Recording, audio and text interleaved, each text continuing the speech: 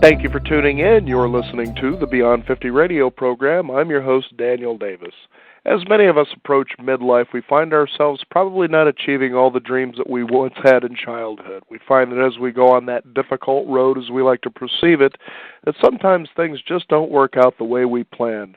How many of you, as you tune into this program, think to yourself, life just didn't turn out the way that I thought it would? And you find yourself in a sullen mood thinking, is there ever a chance with the time that we have? Well, here on the Beyond 50 radio program today, we seek out to be sure that we can help inspire and realize that the time you have is all the time you'll ever need. The question is, what are you doing with it? The thing about becoming great, too, if that's one of your goals, is not a matter of what you have, but who you are. And I want to introduce our guest today on the Beyond 50 radio program, someone who's going to be able to explore these particular things. Our guest today joining us here on the Beyond 50 radio program today is North America's most respected poet-philosopher. He is the international best-selling author of 21 books translated into 18 languages, including the famed Jacob the Baker series, which has been embraced by millions around the world. He's joining us here on the Beyond 50 radio program today to talk about his book, The Journey to Greatness. And I'd like to welcome to the Beyond 50 radio program Noah benShea. Noah, thank you for joining us here on the program today. Thank you. It's a pleasure to be here, Daniel. You know, up until last week, to be honest with you, I had never really heard of you before, but I take a look at your accomplishments and I realize to myself, what, did I check out of the world? What's going on here? Quite an accomplishment that you've been able to carry in your lifetime. Thank you. My daughter, when she was looking at my bio the other day, said to me, now I know why you're as old as you are, having accomplished all these things. So, you know, the philosopher Sartre had it right, though, that life is lived forwards and understood backwards. So regardless of the accomplishments, almost everything happens in a blind for all of us. Mm-hmm. Now, did you just start out as a kid with magical thinking, so to speak, and just kind of go with that, or where did all this start for you? Well, you know, the Irish say that a writer's only a failed talker. So when I was a kid, I was the guy that the other guys used to put in the shotgun seat to chat up women or whatever, and I never had a particular regard for what would later then become a life calling, speaking to people discovering at a certain age what they're here to do. I always thought I was going to be a doc because I'd been blessed with certain capacities, so I did very well academically. Took me a while to realize what the calling is, and sometimes we don't hear our calling just because we have our own fingers in our ears. Mm-hmm.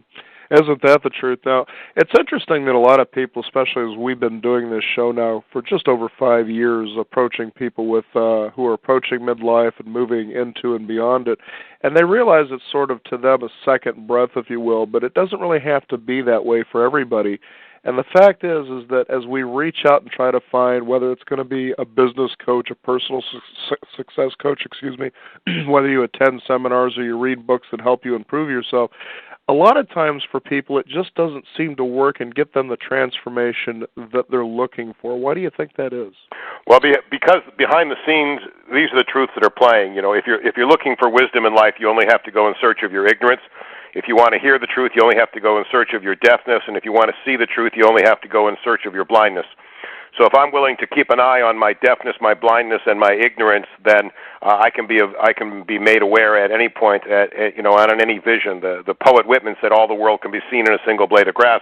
So it doesn't matter how many courses you take, how many books you read, how many wise people you encounter. If you continue to bring to it your blindness, your ignorance, and your deafness. So the work always begins at ground zero. It's you. The greatness isn't ahead of you; it's within you.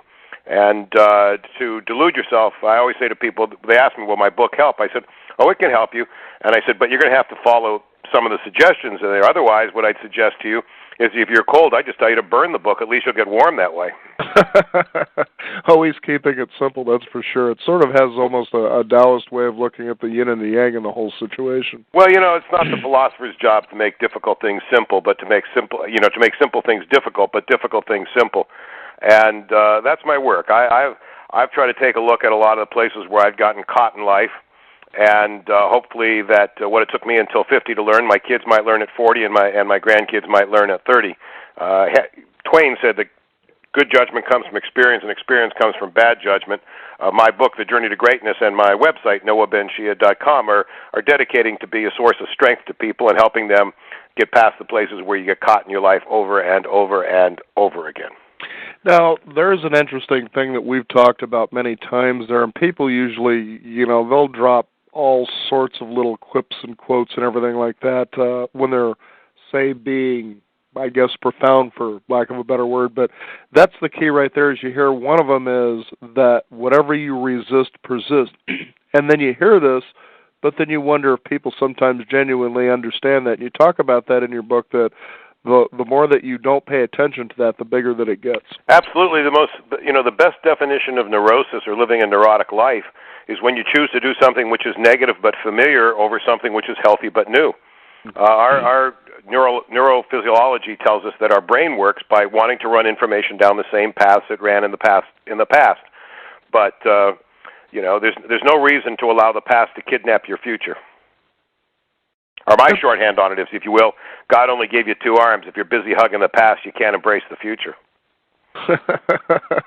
So as people read the book, The Journey to Greatness, and they do the exercises, have you people actually been giving feedback and saying to you, this is so different, I don't know what it was that switched or changed in me, but have you been getting that kind of response from people? Indeed, and it's both honoring and humbling. Let me share both of those with you. I was raised in a blue-collar family, and so while I've got the credentials and spent a lot of time at fairly sophisticated circles, in my family, you better not be pompous or filled with yourself, and I like making things direct and simple and with humor, and the letters people have written me and emailed me have been profoundly touching, and my wife asked me, said, how do you deal with people saying these kind things to you? I said, you know exactly how I deal with it, my dear. I get up at 6 o'clock in the morning, and I go downstairs and go to work. This is the work the Lord gave me to do, and I'm not expected to finish it with, but I'm neither am I excused from it. So I know the things I have to share can be a help to people if they want to help themselves. Mm-hmm. And I know that as we talk about your book here, one of the key steps, too, because sometimes people in a day and an age with the entertainment industry, they make success and greatness seem almost like a linear process in many ways, and that you can take leaps and bounds to get there. Somebody usually succeeds a lot quicker than others, and you think to yourself that if I don't get there as quickly as they did, then I must be doing something wrong. But would you say that everybody sort of has their own pace, just depending on the fact that they take action? I'd say that life not only has time but timing, and you have to listen to your own rhythms. Mm-hmm. There are a lot of people we know who are powerful and rich, and they're not that great. And there are a lot of people who don't have much, and they're pretty damn great people. Mm-hmm. So this causes us to redefine what constitutes greatness in your life. We've been sold that greatness is power and fame and wealth. But don't be confused by that. You don't look in your wallet to find your greatness. You have to look in your heart to find your greatness. And anybody who's lived long enough will know that. And the truth of the matter is that all of us have been less than we might have been. Somebody asked me, gee, Noah, you're a wise guy. If you'll excuse, my son used to say, it's the difference between you and me, Dad. You're the voice of the wise man, and I'm the voice of the wise guy. But everybody has fallen off. I've failed myself. Anybody talks long enough is going to say something stupid. But we live in a little blue ball spinning in space at 1,070 miles an hour. Finding our balance is not something we accomplish. It is no mission accomplished. Finding your balance is a 24/7, 365 work of art. Any of us can find our balance in a moment, and any of us can lose our balance in a moment, and all of us have. None of us have ever found our way who have not felt lost. Trust me, brother, I have done some stupid things, and I've had to have a long conversation with myself on more than one occasion, but I don't think that requires me to be trapped in the past. I don't need to let the past kidnap my future, and nobody listening to the show needs to either. And that's so true, too, because you realize people think that once they do A, they get to B, and then it becomes C, and then life becomes easy, if you will, at least that's what they're promised anyway. And I was going to touch on a particular point on that. I just remember a woman, and this was some years ago. She started attending church. Apparently she was very frustrated. She was unhappy. And she'd been going and going and been going for about a month or so. And then she comes to me and she says, I don't feel any happier. And I said, well, what was it that you actually expected to gain from going there? What is it that you want to achieve? Right. And, when you see people thinking that when they do A, B, and they get to C, that it's supposed to just stay that way, life isn't like that. It isn't that linear. It's very static in many ways, as you're saying. No, there's no frozen. Over every finish line in life are the words "begin here." Trust me. And I'll get you. The reason I jumped in a moment, I'm sorry, I didn't mean to try and speak over you at the time, but I was getting excited by the idea. I have this This GPS system in my car, that tells you how to find your way. Saves a lot of fights, trust me on that one. But when you make a wrong turn, it doesn't tell you to drive off a cliff. It says recalculating, and it tells you how to find your way again. So people, when they're on a diet and they go off their diet, too often they use that as an excuse to just like, hell with it, I've lost my way, and it's just like, hello, gluttony, right? Let me get my head down in the trough. Or people when they spend, but you don't have to destroy yourself because you made a mistake. It's just time to recalculate. The car doesn't say to you, turn right here, Hal, and drive me off a cliff. You don't have to do that to yourself. You just have to recalculate. That's the deal, folks. And here's what's really important about this, not only for us but for our kids as well.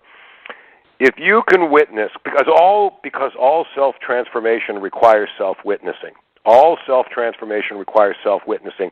And you have to, if you go to court and they say, do you promise to tell the truth, the whole truth, and nothing but your truth, you have to do it. So you have to be honest with yourself as well. You're not on trial, but you do have to be honest with yourself.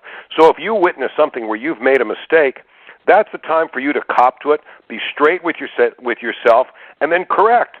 And if you do that in your life, your kids will witness that you're doing that. And if you don't, they don't listen to you, they watch you. They'll say that what a man does when he makes a mistake is deny that he's made a mistake and make the same damn mistake over and over and over again. I loved my father. He was the greatest guy in the world. Great guy. Had a habit that drove me nuts. He never liked to stop and ask for directions. My mother would be screaming at him. I'd be yelling at him. He would not stop and ask for directions because to ask for directions meant in his mind's eye that he had made a mistake or he didn't know where he was going. The result was, I'm originally from Toronto, family driving out to L.A., my father trying to find work. He didn't want to ask for directions. We get to some place outside of Denver, see the fire. Oh, look, it's a campfire, place to spend the night, the smoke. We spend the night. We wake up in the morning. We spent the night in the Denver City dump. And they were burning trash because my father didn't want to ask for directions. Now, somewhere up in heaven, he's laughing and smiling at this because he was a great guy. But trust me, we've all got flaws. And the chance that we can make our life better requires us to be an honest witness to ourselves. I remember a time you just brought up when you were talking about asking for directions. This was many years ago. Decided to go out dancing into a town that I'd never been to, and I was with a couple of other girls. And they sort of had an idea where the place was, and I said, well, we're sitting here guessing too much. I said, let's pull into a gas station and ask them where this place is.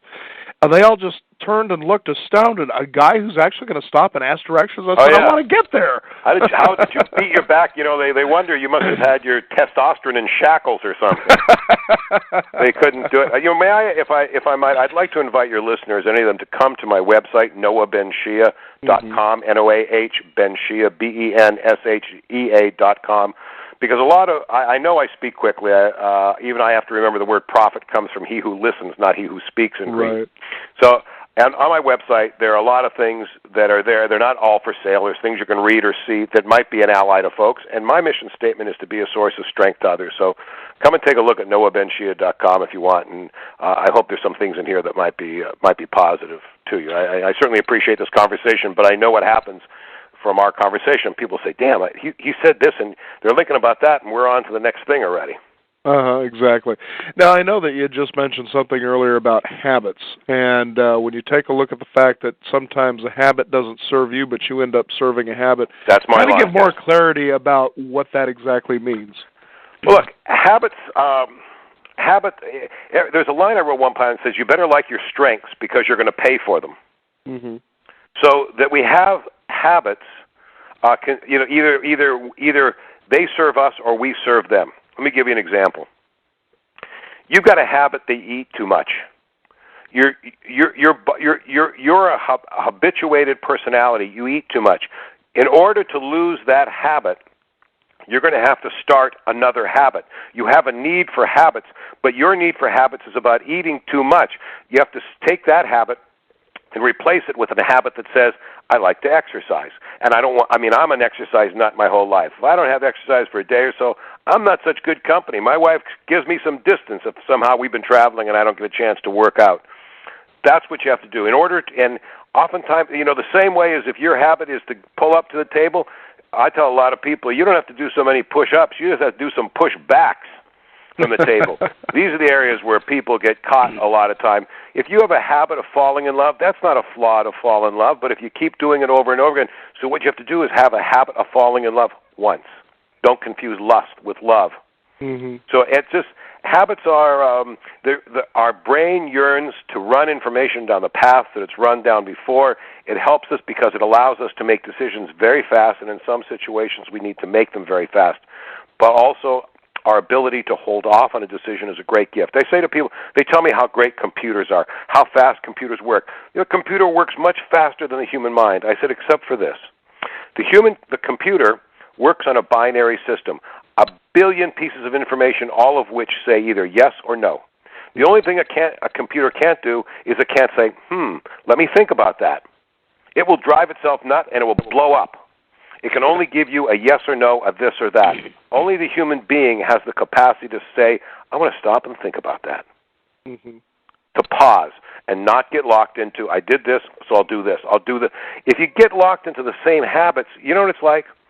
You're like that pool ball that gets hit by another pool ball, and then you bounce off a cushion, hit another cushion, and you go in the hole. You have no idea what the hell happened to you. You live your life in a reaction syndrome. Now, it happens, we get that because we inherit stuff from our parents. We inherit habits, usually, first of all, from our family, then from our social structure that we're in. I call these going-away presents. These are the things you got that you never knew you got. They're habits you got that you didn't even remember identifying. One of the great lines is, a woman puts her arm in her sweater, and out comes her mother's hand. You know? You get them from both parents. The cartoonist Jules Pfeiffer wrote, I inherited my father's laugh, my father's sense of humor, my father's style, and my mother's intense dislike for my father. You get them both. My father was not a verbal guy. I am a verbal guy. My son and I are in a car. We're driving someplace one time. I realize I'm not talking to him. I'm just sitting there in the car with him, and he knows I love him, but I'm not talking to him. And suddenly I realized that I have inherited this habit from my father where I'm driving in the car with someone I love, and I'm not talking with him. Mm-hmm. And so I just you have to bear, this is about bearing witness to yourself. And here's the great gift about turning 50. When you're younger, you're always in the action. You're always in the action, and so everything is right now, seems to be in the now. By the time you turn 50, I suggest to people that what you do is when you're in the middle of life stuff, have some part of you walk off stage, get a big box of popcorn, sit in the audience, and watch what you're doing. Mm-hmm. Pay attention, because it's the old, in psychology they say, don't confuse how you feel with who you are. Witness how you're feeling, but don't confuse how you're feeling with who you are. So if you're feeling badly, it doesn't mean you're a bad person. Right. You know, if you're feeling lonely, doesn't mean that you're alone. You know, and these are huge issues. That after 50 is a time to step back and take a look at things. And if you look at any of the great artists, when they paint, in the middle of their work, they will take a few steps back from their work, because sometimes stepping back from things gives you a closer view. Mm-hmm. Step back from them.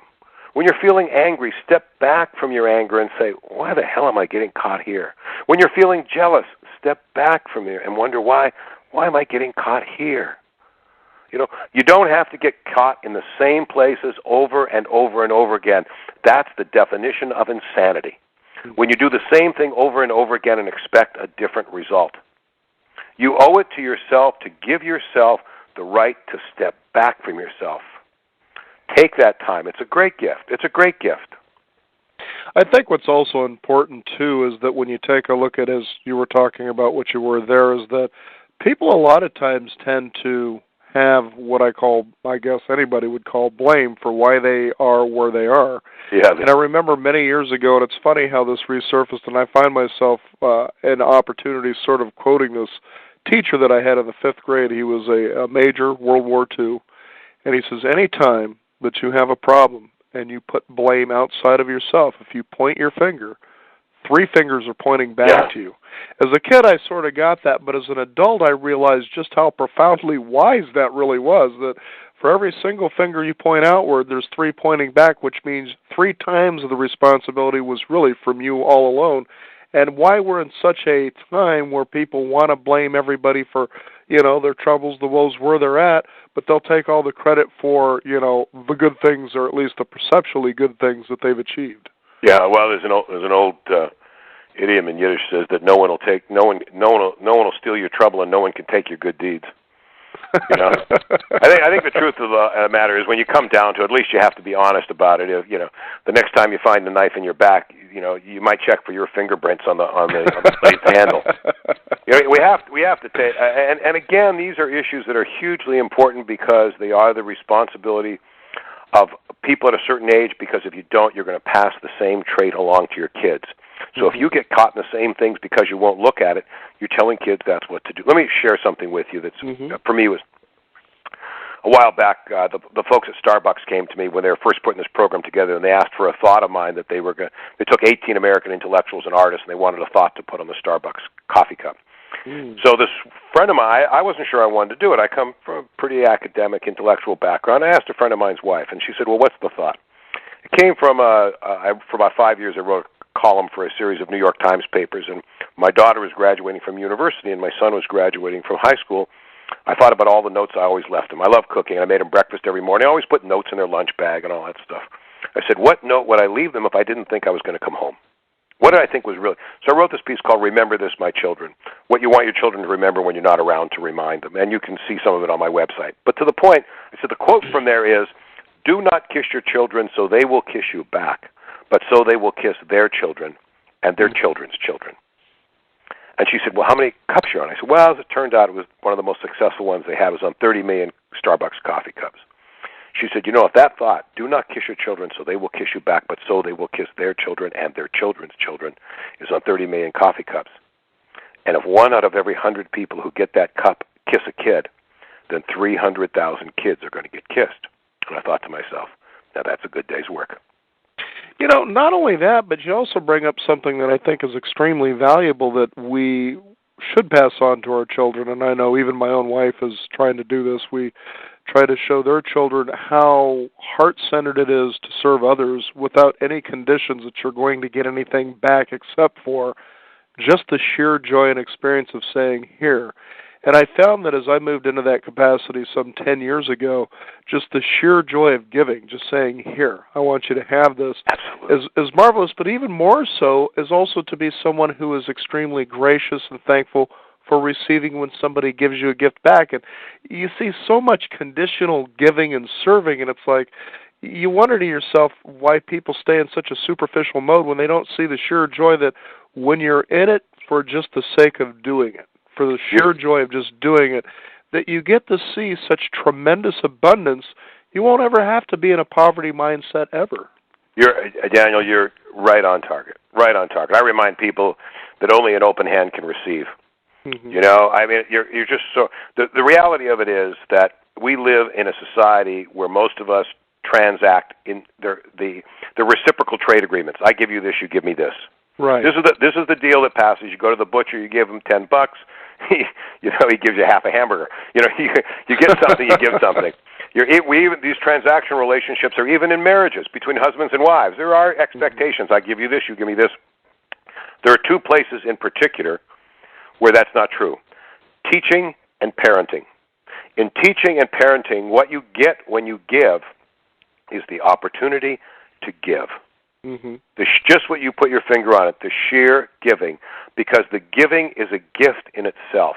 It's hard to express that because everybody's saying, yeah, but you must really get something. And you say, yeah, you get the opportunity to give. Giving gives you an open heart. The only way you can take a breath is by releasing your breath. It's not true because I'm saying it. It's true because anybody listening to this, hey, folks, how long can you hold your breath? You got to give it away in order to get it. You got to open your hand to others in order to receive. That's the way it works. That's the bounty of life.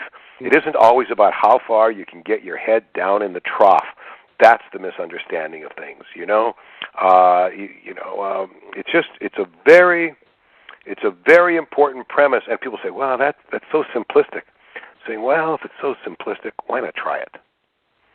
So simplistic, why not try it? I tell people, I say, look, in order to be other-loving, you have to be self-loving. In order to be other-forgiving, you have to be self-forgiving. In order to be honest with others, you have to be honest with yourself. I said, well, Yeah, that's right. You are ground zero. So anybody who's listening to this and say, well, where do I begin? I say, well, you begin right where you are. You begin with who you are. Be self-loving, be self-honest, be self-forgiving. Hold yourself accountable, but be self-forgiving. I'm reminded when you were talking about giving with an open hand that there was a Buddhist maxim that I remember, and I decided to go ahead and put this into action, and that is to simply give, but not to be, say, around so that you get credit, in other words. So you give sort of in a mysterious way. And I'm reminded of that because there's been several times that I put that into action and just observed, and there was a time that I was at a grocery store, and there were a couple of kids, just little kids, probably, about 10, 11 years old, and they, had some money, and they were buying their soda pop and their candy, and they were digging around trying to get their money, and I just said to the clerk, here, pay for it. Keep quiet about it, So the next thing you know, they went and they pulled their money out, and the clerk just simply says, no, you're all paid for. And they just stood there looking at each other just astounded, like, well, how did that work out? But I thought to myself, personally, even though I was observing and not taking credit, but I was just observing how much fun they were going to have sharing the story of the fact the store just let us have candy and pop for free, but it was opening up the mystery to life to me that I seen what, magic there was just in the thinking of giving without taking or receiving any credit for it. Absolutely. And it really makes it a lot more fun. Absolutely. I want to. Here's an example of some way that can play through, and you can just have a great time, have no idea, so neither the giver nor the receiver know each other, in that sense. Right. When you're going through a toll booth, and it costs you a couple of bucks, give the person taking it, give them for two, and say, tell the person behind it that somebody in front of them took care of it for them. Right? Exactly. You don't know that person, you're gone. Right. They won't know you. Suddenly, it's unbelievable. It just changes your whole format because people are so prepared to meet anger with anger. But if you say to people, dishonesty with dishonesty, you say to people, look, I'm sorry, I hear that you're angry, but if I accept your anger, I would be dishonest because it's yours, not mine. Right. That's your anger, not mine, so I can't accept your anger. So I don't have anger for you. So, sorry, I'm not going to be in this dance. It changes the whole dance. I mean, it plays through the most common relationship that happens between men and women, where relationships fail, is where the guy says, she's always trying to tell me what to do. She's always trying to control my life. The way you end that one is by saying, hey, if she wants to tell you what to do, that's her business. If you decide to do what she tells you to do and then blame her for telling you what to do, that's your business. The place where women most often feel the failing in their relationship is they say to men, you're not loving me the way I need to be loved. Hey, he's from Central Casting. He can only love you the way he can love you. This is about you loving yourself for who you are and how you are. So if you love yourself for who you are, and if you do and you don't blame others for them trying to control your life, when you're giving up control to them, the dance changes. As soon as you do it, suddenly, and there are people that have been in relationships for 40 years. Not only are they doing this to each other, but they're so addicted to it that they confuse this is what a relationship is. Exactly. There's a great comedian, Buddy Hackett, who said he didn't know what heartburn was until he went into the Army, and for the first time in his life, this strange fire was missing from his chest. You got to step back from it sometimes.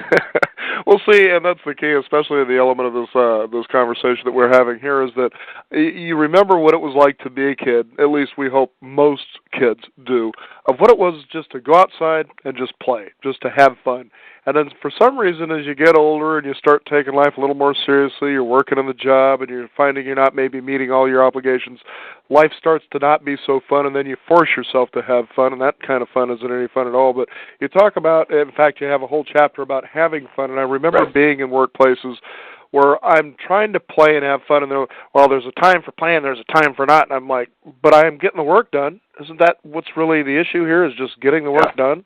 And no, you got to be serious about it. And I'm thinking, maybe I ought to find a new life in the line of work or something here, but you find that sometimes out there, at least it seems like it isn't life, but it's people that sort of try to beat that out of you. But yet they're all ravenously searching to get that replaced, and you think to yourself, but it's right there in you all the time. Why not just change your tape? The obvious is oftentimes camouflaged by its obviousness.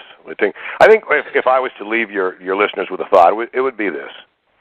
Things don't have to be good for you to be great. Things don't have to be good for you to be great. Of all the things you can make in life, remember you make a difference. dare to make a difference to yourself. Mm-hmm. Make a difference to yourself, and you will make a difference in the world, right? Mm-hmm. Things don't have to be good for you to be great, folks. I'm reminded of a particular story, and I'll just kind of do the abridged version, I guess, and that is that it was a story about a person who was feeling depressed and even contemplating suicide sitting on the coast all by himself. Notices off in the distance somebody's walking along, and every often just bending over, Oh, yeah. seemingly picking something up out of the sand, and if you'd like to, and you know this story, I'd like for you to go ahead and finish it. Oh, he comes up and he says to this kid, "What are you doing?" He says, "I'm picking up the starfish and throwing it back in the sea." He says, "But kid, there's 10,000 starfish on the sea. You're not going to make a difference. There's just too many of them." Kid picks up one more starfish and throws it back in the sea and says, "Makes a difference to this one." And that's all that really matters, because it's the best that you can do in the moment. Absolutely. What I really enjoy about your book is it also becomes a workbook that I think is very valuable, because sometimes what we don't know, and you need sometimes tools that help you kind of dig and unlock and uncover, sort of an archaeological dig. And what I like about it is that you actually keep it simple. In fact, just looking at the chapter on fun, your very first question is, you on fun, do you like laughing? And it reminds me of a time that I was in a doctor's office. It was one of the more natural healing centers. And this doctor, the very first question they asked me, it just blew my mind, because it was the first time I'd ever heard a doctor ask me this, was simply, "Are you happy?" And I thought to myself, I almost didn't know how to answer that. Well, Ethel Barrymore, the great actress, said, "You don't begin to grow up until you have your first real laugh at yourself." Mm-hmm. And our capacity, if we learn to laugh at ourselves, our life is never without amusement. There's the deal. It is a challenge. It's not easy. Trust me, I got it. Underneath our clothing, none of us have a big S for Superman or Superwoman. All of us have a big V for vulnerable. Therein is our shared heroism and our shared humanity. I tell people, look, here's a take for you. I know this is tough, but try this. Imagine your life as a wagon filled with everything that's you, everything that represents you in your wagon. To pull this wagon in life, you've got 12 horses, but because all of us have many more horses of fear than faith, let's say you have 11 horses of fear and only one horse of faith. If you put any of the horses of fear at the front of your wagon team, the horse will be saying, "My father told me I couldn't do it. My mother told me I'd never amount to anything. My second wife told me I would fail. I failed. My kids told me this." And the wagon's going nowhere. If you put the one horse of faith at the head of the team, the horses of fear will follow. Your fears will be a fuel for your faith if you put your faith and not your fears in charge. Put your faith and not your fears in charge. Another way, too, that I remember a friend of mine many years ago who was in sales, he says, just remember this: any excuse that you have for not doing something will work for me. That's great. That's great. Well, I want to say thank you for having me on your show. It's great. I hope this has been a pleasure for you as well. We're connected. It's a very genuine conversation. I really have enjoyed this. Well, I have too as well, and I'd like you to go ahead and please, Noah, give your website out again so people can find out more about it. Because the book, what I like about it is that it's playful. It's full of a lot of quotes that are good for reflection. Reflection is extremely important, especially as you're looking for personal transformation, to move and find out what the special gifts that you have in this world to share, to give, to serve people with.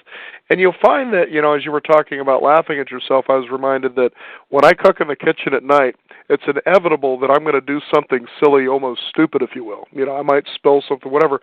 But what's funny about it is I don't know when it's going to happen, but when it does, it just cracks me up once it does. Well, isn't that healing in itself, huh? It is, and it's fun. But go ahead and give out your website again. Please. One more time. The book is The Journey to Greatness and How to Get There. And my website is noahbenshea.com, www.noah, N-O-A-H, benshea, benshea.com. Google me, you'll find that it's a pleasure. My mission statement is to be a source of strength to others.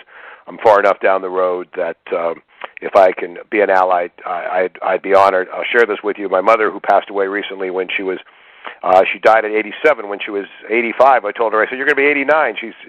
I'm not 89, I'm 85. And I said, "Well, how does it feel to have a son that's now 60? She says, "Oh, if only I was 60 again. Oh, if only I was 60 again. Enjoy yourself, folks. We're all here, like Scripture reminds us, we are like the dew drying in the sun. This is the moment God gave us, and the day God gave you. Find joy in it. I will find joy in it. Thanks, Daniel. It was a pleasure. You bet. Noah benShea, thank you for joining us here on the Beyond 50 radio program. I'm Daniel Davis. We want to thank all of you for tuning in. You've been listening to the Beyond 50 radio program. Also, be sure to visit us at our website at beyond50radio.com, where you can sign up for our free weekly e-newsletter. You can also visit us at our blog, where we archive most of our shows, pretty much all of them, if you will. Also like to complement them with some YouTube videos that are directly related to the subject matter that we're sharing with you as well. Also, be sure to send me an email, Daniel at beyond50radio.com. That is the number 50 with a 50. We welcome your questions, comments, or any show ideas that you may have. Be sure also to pass these shows on to friends. That's right. You can download these and just pass them on to anybody you know that you think it just might serve. That's what we're here to do, is to serve you, to be able to help to serve others. Thank you again for tuning in. I'm Daniel Davis, and remember, live your day past halfway.